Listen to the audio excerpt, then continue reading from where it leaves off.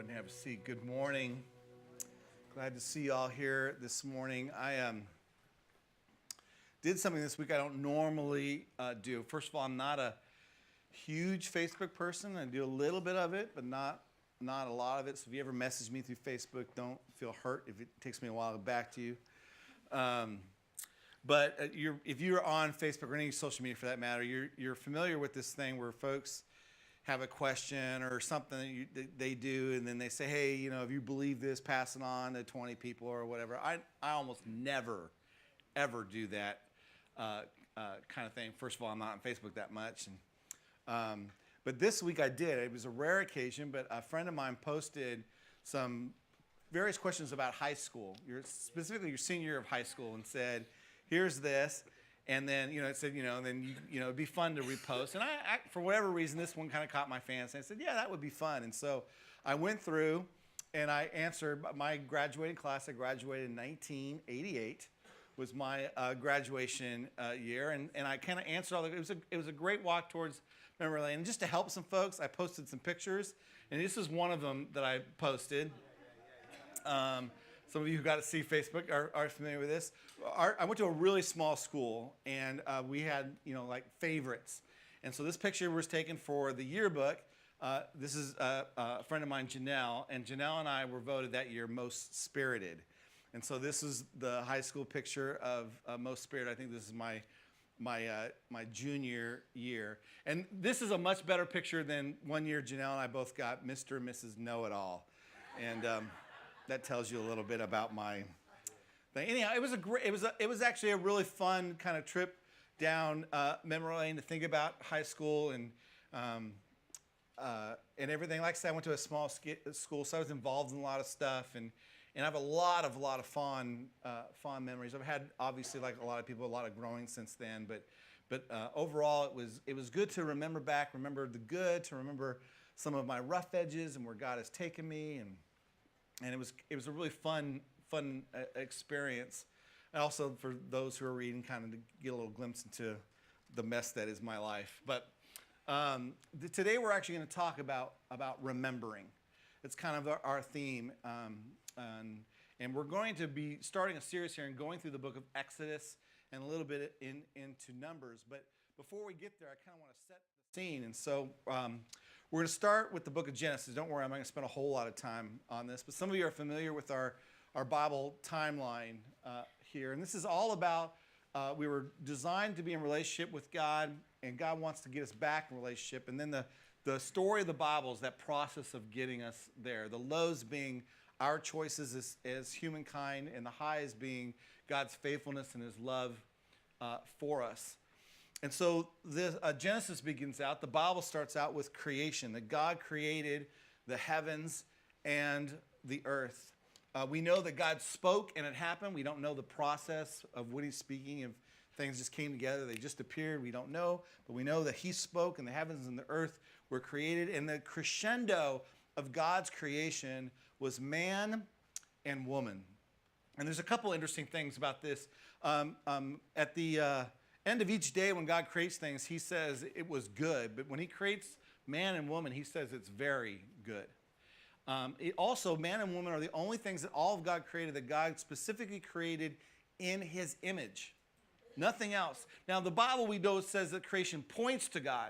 So his creation, just like an artist's artwork points to him, it in effect doesn't bear his image. We bear the image of God. And I think it's also interesting that in creating man and woman to bear his image, that God couldn't create just one thing. He had to create a relationship in order to bear his image. Man and woman. And the great thing about this is that in original creation, man and woman were without shame. I'm not talking about the bad way, I'm talking about the good way. And that they were okay with who they were before a righteous God. They were okay with each other. They didn't worry about how they looked or messing up, or they were without shame. They felt completely loved, and they loved unconditionally.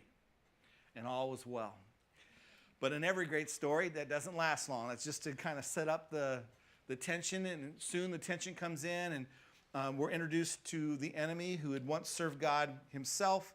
He tempts Adam and Eve, and they choose to break fellowship with God and ultimately with each other. They choose to try to strive, in essence, to be God themselves, which is what got the enemy in trouble. And then out of this broken relationship, we not only see this rift then between God and them, but we see this rift between each other. Because right out of the bat, they begin to blame each other.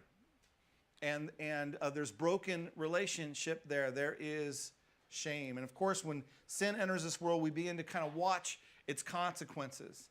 As you go on in Genesis, you'll find out the first murder happens where Cain murders his brother Abel, not because Abel does anything against him. It's pure, unadulterated jealousy where he kills his brother. And it kind of goes down here, and it kind of culminates in where all of mankind kind of grows out of this, where it becomes entirely rebellious of God and very violent and evil. And basically, if I want to do it, I do it. Forget you.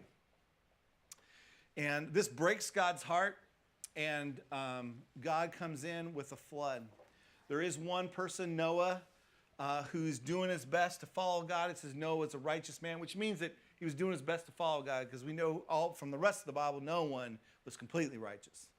It just meant that Noah was doing the best that he could, and he and his family were spared. Now, I know a lot of times when we tell this story, people are like, oh, that sounds like a good story, but it's just a story, right? And I would say that if you really follow the proof, there's actually proof that this isn't a story. So for many years now in Enlightenment, this whole idea of, an Adam and Eve was mocked.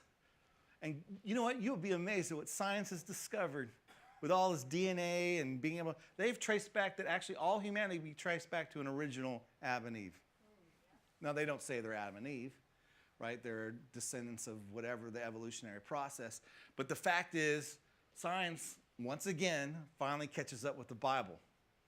And if you've been around for any length of time and you follow this stuff, you will find that the thing that they mock today about the Bible is the thing that science will tell you this person existed, this culture existed, Adam and Eve existed. And so we find ourselves coming out of the flood, and even though you would think it would kind of get better from that, we see human nature and what we call the Tower of Babel. That's where they're trying to build a tower, once again trying to be God themselves, and that's where God mixes up their languages. And then finally we get to God's faithfulness in a man named Abraham. His actual original name was Abram. God comes to Abram, who's also doing his best to follow and have a relationship with God. And God makes a promise to Abraham. He promises to bless him personally, but he also promises that through him, he will be a blessing to the nations. Which is why when we refer to Father Abraham, he's not just the father for the Jews. Actually, interesting enough, Islam points back to Abraham as well. But he's a father for all the Gentiles as well. And Paul makes that argument because it's because of this promise.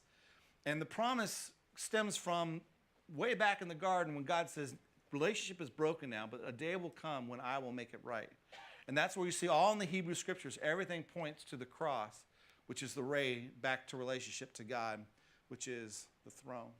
And so he makes this promise to Abraham. And on a personal level, the big deal to Abraham was that he has a kid. He's an old guy. By the time he gets the promise, he's past the time where he's going to have kids. And his wife's definitely past the time where she's going to have kids. They're almost both 100 years old when she gives birth to their first son. God fulfills this promise, and the first son is Isaac. And God later on in life will show up to Isaac, and he'll affirm his promise to Abraham that I'm going to bless you, and a nation will be birthed, as well as you'll be a blessing to the nations eventually. And then Isaac gives birth to Jacob, and he makes the same promise. There's a struggle between Jacob and Esau, Jacob being the younger. And in this culture and time, all the blessings go to the older. And we see typical God. He loves to choose the unexpected. And so he chooses Jacob, and then Jacob has his own story. The promise is given to him, and he has 12 sons. 12 sons. And the 11th son is a guy named Joseph. And this is the most of the end of the book of Genesis focuses on Joseph. The 10 brothers were really jealous of Joseph. He was a know-it-all, by the way. He was a lot like me. God said he was going to do some great things through Joseph, which was fine. The problem is that Joseph kind of told everybody about it.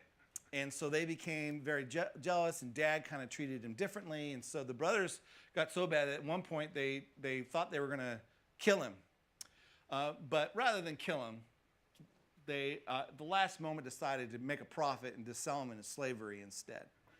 And so they sell him into slavery, and he ends up in Egypt as a slave initially, a servant in a high official's house. Then he ends up in prison, nothing that he did wrong, but he faithfully serves God, and then God elevates him to the second in command over all of Egypt. And he does this by giving Pharaoh a dream that no one can explain. And then Joseph shows up and says, I can't explain it, but God can. And so he explains that what the dream means is that for 7 years, Egypt and all the land's going to be blessed with all this abundant food and stuff, great crops, but then there's going to be 7 years of famine. And Pharaoh says, well, what should we do about that? And Joseph says, well, what I would do is I would appoint somebody and I would save for the 7 good years all the excess, right? Our government should read this chapter.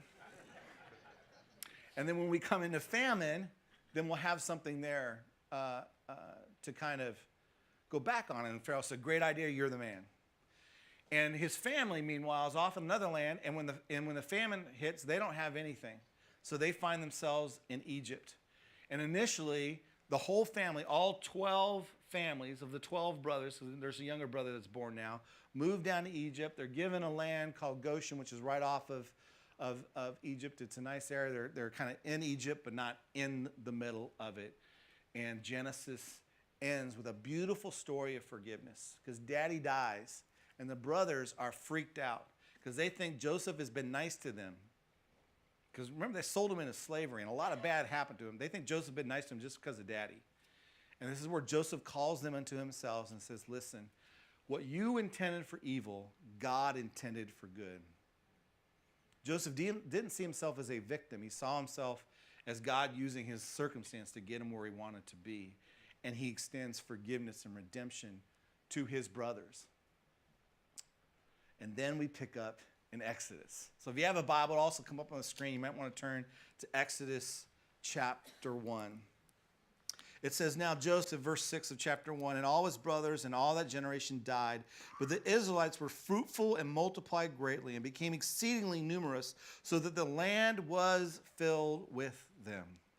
Then a new king who did not know about Joseph came to power in Egypt. Look, he said to his people, the Israelites have become much too numerous for us.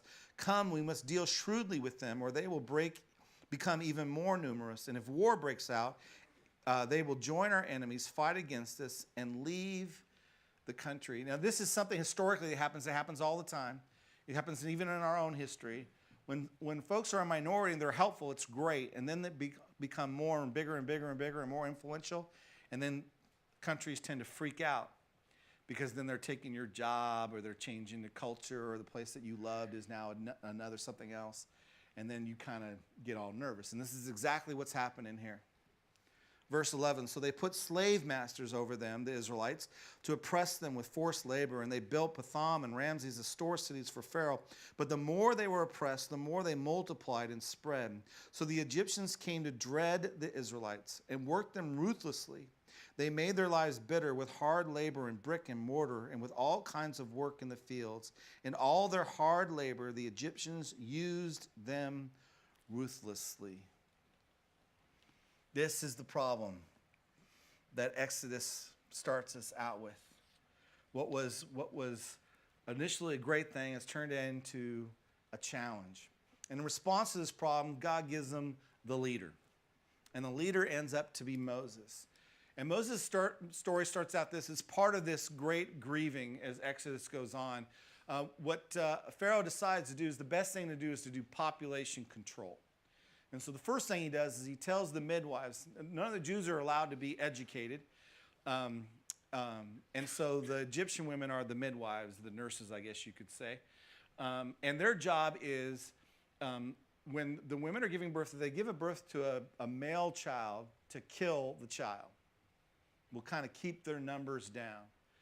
And they don't have the heart to do this. They, by God's graciousness, they find favor, and so they don't kill the children. And they go back to Pharaoh and they say, we intended to, but those Hebrew women are so strong, they have their babies before we can even get there. And not to be thwarted, he, kind of like Herod would do in Jesus' day, if you can see the connection of what we just came out of, he orders that all the babies just be killed flat out. And so then the story focuses on one particular gal. She has this baby. She hides him for as long as she can, but she can't any longer. He's just the crying and whatever the situation. And so I'm not sure. It doesn't really tell us what she was thinking, but what she does is she sets this baby in a basket, puts it in a river, and kind of watches it float away. And then she goes off, but his sister, this gal's other child, kind of follows the basket down the river. Well, the basket happens to flow down in front of some Egyptians, one of them being the daughter of Pharaoh himself. And so she sees this baby, and rather than having a bad reaction, it's a baby. And he probably was really cute and cawed and smiled when she picked him up. And you know what babies do when they want to, win you over. And she decides that she's going to keep this. Now, this is the coolest part.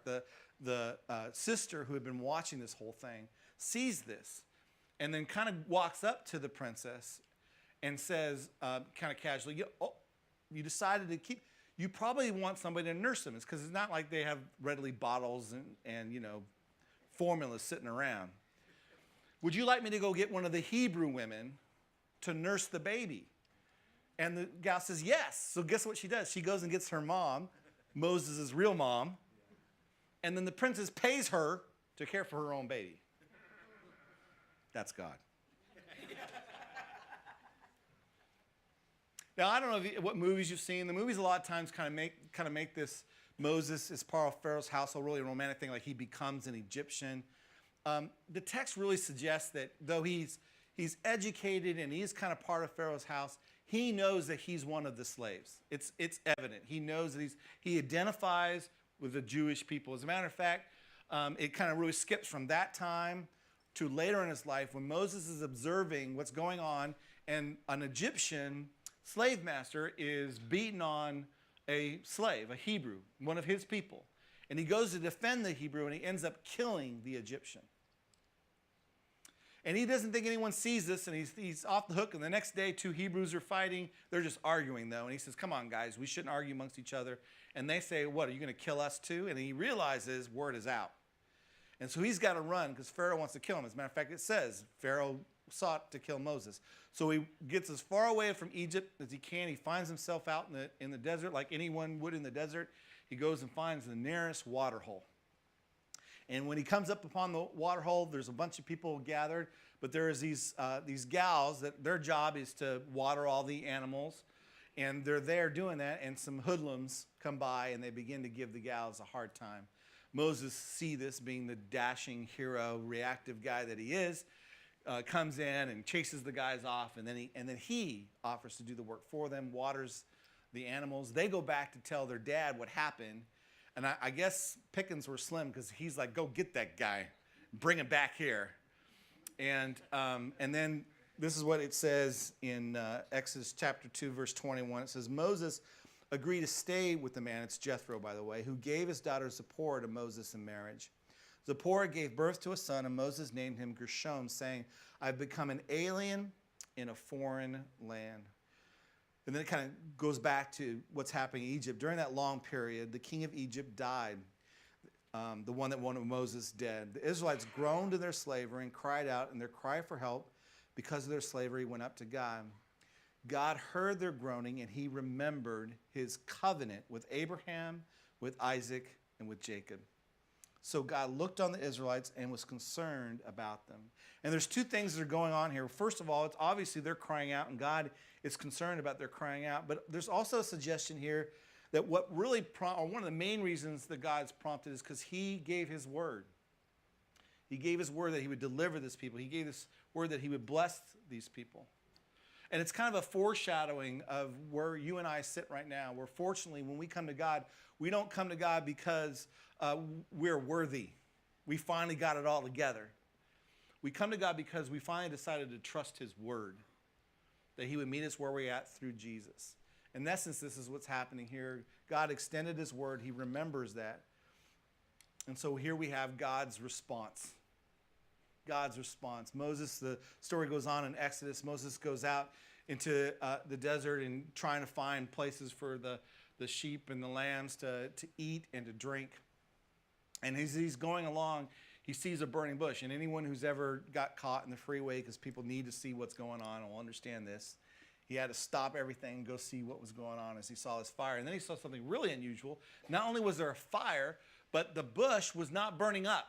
There was definitely fire, and there was a bush, but it wasn't burning. So, so he's got his full attention, and all of a sudden, God speaks to him out of this bush. And he initially covers his face right away as soon as he understands it's God, because he's been told that if you look upon God, you will die. Fortunately, God didn't present his full self. That's why he came in the burning bush. And then God speaks to Moses out of this. He says in Exodus chapter 3, verse 7, the Lord said, I've indeed seen the misery of my people in Egypt. I've heard them crying out because of their slave drivers, and I am concerned about their suffering. Now, I just want to say something here. God cares about your suffering, and he hears your prayers. But full disclosure here, they were crying out and they were suffering when Moses was delivered as a baby. And then as probably a teenager, we don't know exactly when, is when he ran out into the desert. And then it says several years later after Pharaoh died. So God heard it. It just took some time. It took God's timing for something to happen about that. And I just want, sometimes we get this picture and it's just tempting to preach, you know what, God hears your suffering, just cry out. And you think, well, this week, tomorrow, this afternoon, it's all going to change. Sometimes, by the way, that happens. But that's not the guarantee. That it will change, yes. That it'll change now. Verse 8. So God says, so I have come down to rescue them from the hand of the Egyptians and to bring them up out of the land into a good and spacious land, a land flowing with milk and honey. I love this because he's not only saying, listen, am I going to get you out of the bad you're in, but I'm going to take you to a place of blessing. I love that. I wish I could find, I always have those companies that says, we'll help you get out of debt. I want one that says, we'll help you get out of debt and earn. Right? It'd be nice to not only have somebody forgive a debt, but then give you money as well. And that, in essence, is what God is saying here. I'm not only going to bring you to zero, I'm going to make sure you're really high in the plus column as well. And he says this land is the home of the Canaanites, the Hittites, the Amorites, the Perizzites, the Hivites, and the Jebusites. And we don't get anything from this list other than it's really hard to pronounce, and I'm glad I didn't have to read it, kind of a deal. But anyone that lived and knew about this time, this is a list. It's kind of like the most wanted. These countries and these folks are the most, you don't want to be a stranger in these lands. You don't want to be a victim of these societies. This is a really, really bad list. For us, it's just like they're listing countries. But it's not that at all.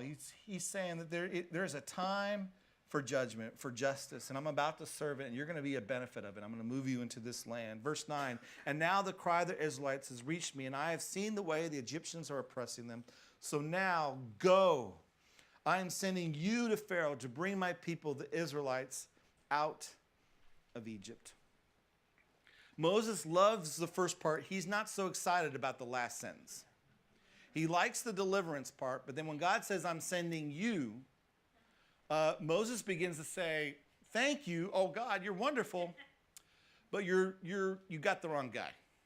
And there's this conversation goes on where Moses lists out all the reasons that he should not be the one that God chooses. And each time God basically says, excuse me, I'm God, you're not. And that's really all you need to know. Moses doesn't get this. He keeps arguing. And then at the very end, when God answers every question that Moses has, he finally says, God, I just prefer you send someone else. And he gets a little bit of God's wrath at that point, a little bit of God's anger. And needless to say, Moses ends up going.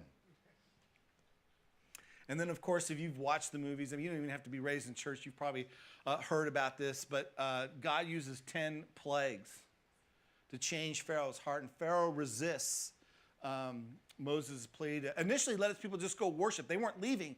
The initial request is just to give us 3 days to go worship God. And Moses says no. And then these 10 plagues come. And the idea is that in each plague really represented a god, a deity of Egypt. And God, in essence, is saying, I am the God.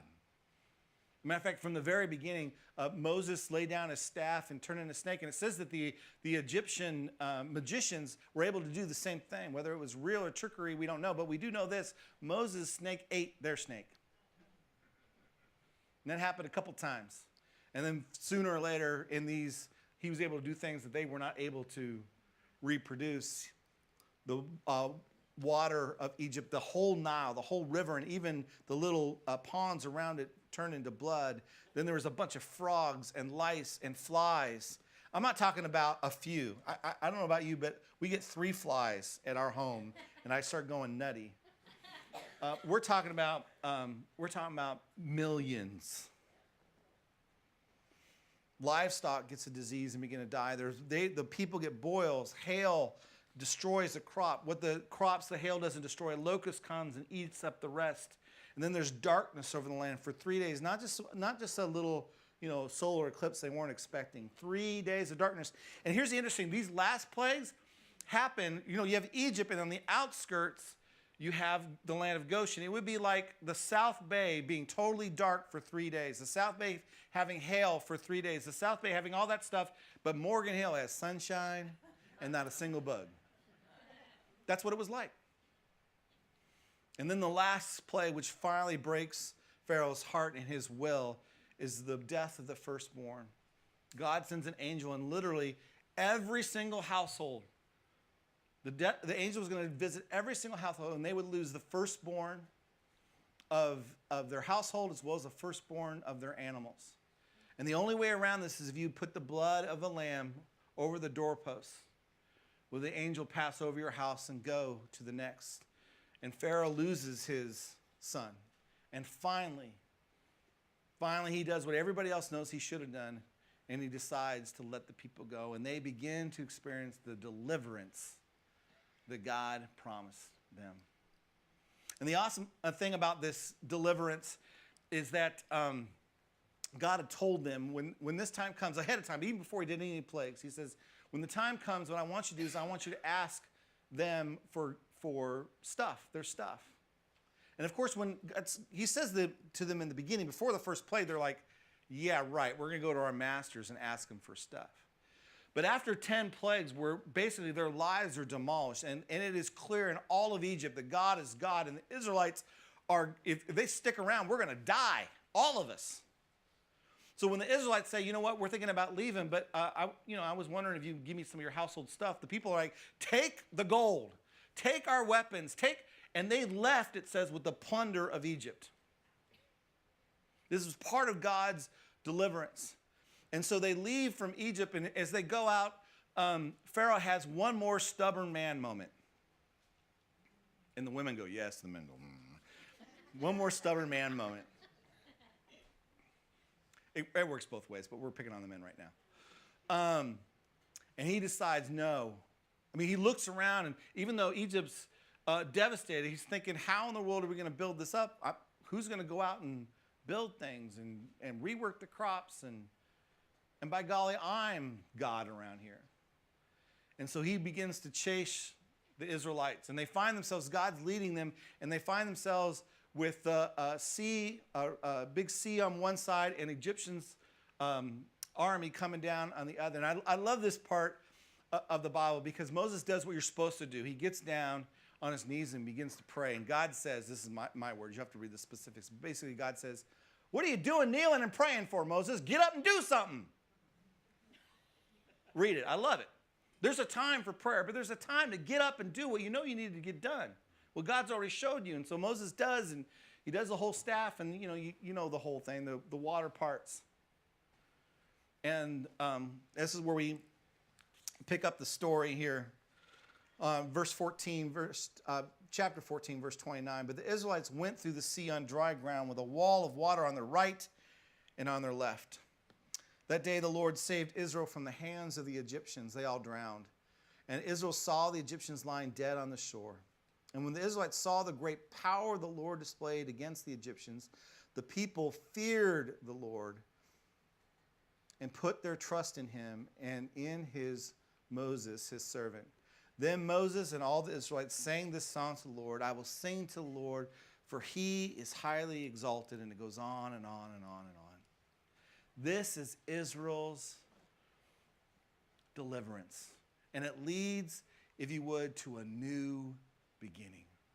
This is their new beginning. In essence, it's right here where they begin to be changed from just 12 large families to a nation.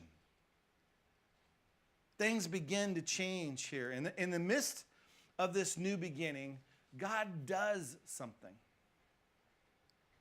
He does something that if you're just casually, you don't have to be a great scholar. You don't have to understand, how to study the scriptures. If you just normally read books and watch movies, okay? You're watching a movie and it's kind of going along, or you're reading a book and it's kind of going along, and then all of a sudden they give you some information out of the ordinary, a little side thing. Oh, and by the way, his great uncle da-da-da-da was once a king. And then they go on with the story. You're like, ah. I mean, if you're a student at all, you should know, store that. They're going to come back to that. And so something happens here. If you're just reading the scriptures and you get to this place in Exodus, something happens here for the very first time. Going back to Exodus chapter 13, starting verse 3. God gives these directions to Moses, and then Moses to the people. Then Moses said to the people, and this is before this actually happens. This is the Passover. Commemorate this day, he says, the day you came out of Egypt, out of the land of slavery, because the Lord brought you out of it with a mighty hand. Eat nothing containing yeast. Yeast, we find in the Hebrew scriptures, represents sin. So it's kind of like reject those things that are outside God's will. Today, in the month of Abib, you are leaving. By the way, this also marks the beginning of the Jewish calendar. Abib is now their first. That's what I'm saying. It's a new beginning. Today, in the month of Abib, you are leaving. When the Lord brings you into the land of the Canaanites, the Hittites, the Amorites, the Hivites, and the Jebusites, the land he swore, notice this promise, swore to your forefathers to give you, a land flowing with milk and honey, you are to observe this ceremony in this month. And then he tells them about it. And the Jews do this, by the way, to this day as well. For 7 days, eat bread made without yeast. And on the seventh day, hold a festival to the Lord. Eat unleavened bread during those 7 days. Nothing with yeast in it is to be seen among you, nor shall any yeast be seen anywhere within your borders. On that day, tell your son, I do this because of what the Lord did for me when I came out of Egypt. And here's the interesting thing. Today, the Jews are to tell their sons and daughters, I do this because the Lord did for me when I came out of Egypt, even though I didn't personally come out of Egypt. It's that every Jew in particular identifies with this time, identifies with this thing. This is my story. This isn't just our story. It isn't just their story. This is my story. Verse 9, this observance will be for you like a sign on your hand and a reminder on your forehead that the law of the Lord is to be on your lips. For the Lord brought you out of Egypt with his mighty hand. You must keep this ordinance at the appointed time, year after year. And I forget exactly the year that it is according to the Jewish calendar, but it's 5,000 something odd year. And the reason that Passover, if you follow that at all with Easter, moves around, it's because the Jewish calendar is on a lunar calendar, not a solar calendar, and it has been for the last 5,000 plus years from this very first event. And if you have a Jewish friend coming up in the spring, they will once again celebrate the Passover the way they have every year since this event. They have remembered. And again, if you're reading the story, this has to stick out to you because it's the first. God has done some amazing things. Creation was amazing. His promise to Abraham is amazing. But this is the first time in this story that God had said, stop. Every year, remember this. Every year, go back to this. This is important. I never, ever want you to forget this. Remember, remember, remember. And he says it in a way here. He says, may this be a sign on your hand. I don't know if it's the same then as it is now, but if you really have to want to remember something, what do? You write it on your hand. There's something about it being right there. It's a reminder that you won't forget. It says, put the reminder on your forehead. And some Jews take this literally, and they actually wear a little headband with a little scroll that sits right there. I think it's probably more figuratively in that he wants it, if you want it to be on your foremind. It's something that's on the forefront of your thoughts. Why? So the law of the Lord on your lips. In other words, it's something that you really think of. It's something that you often talk about, something that you know well and you pay attention to. This is a big deal. Let me just give you a hint of why this is a big deal. Because between their new beginning and the promised land, which God is going to give them, is a desert.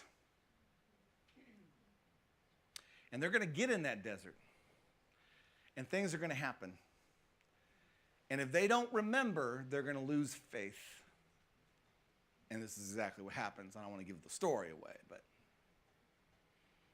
it's important to remember what I can do and what I will do in good time. Remember. Remember. And that brings us, if you would, first full circle to what I was talking about, the importance of remembering. The great thing about going back and remembering, it's not just nostalgia for me, but it's remembering the Mr. Know-It-All that I was.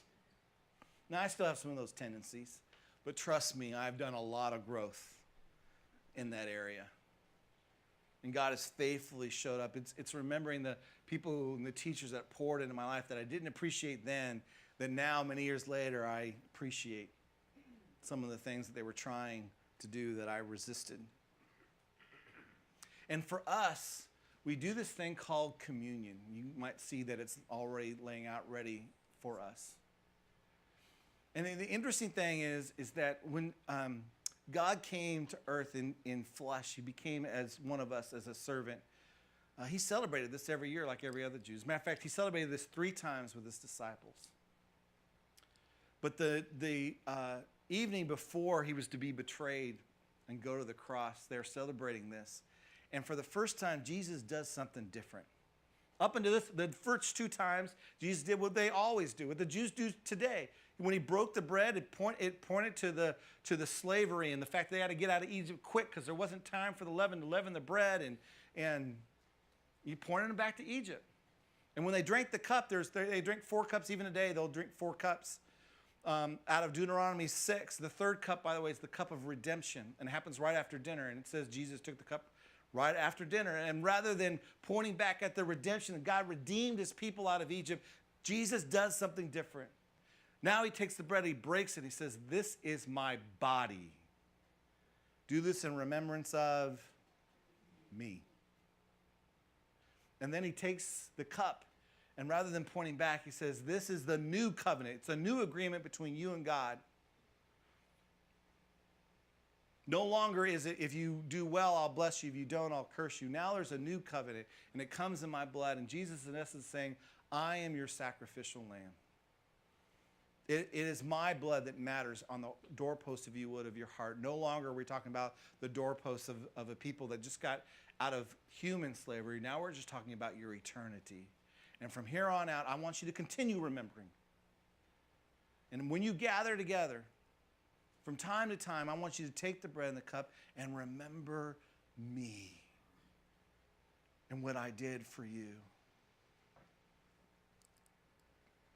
In essence, we do this because so that we will have a reminder on our hands that we won't forget. It'll be at the forefront of our thoughts. It'll be something that we constantly talk about, that we share, that we know well, that we live in praise and hope because of. But it's not just something to look back on. It's part of it. It's a big part of it.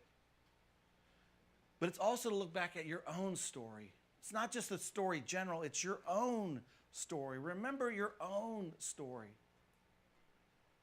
Remember how, Joel, you used to be a know-it-all. And you used to take joy in making sure people knew what the right way to do things and that you were the one that knew it.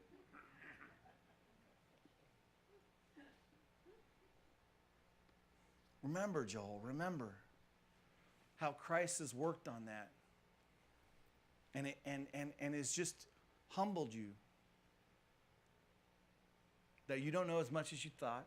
And when you do know it, sometimes it's just as good to support someone with where they're at than to correct them. And life is richer for it. Remember that. And so my challenge for you and I today is that we remember. We remember where we were and remember where God has brought us.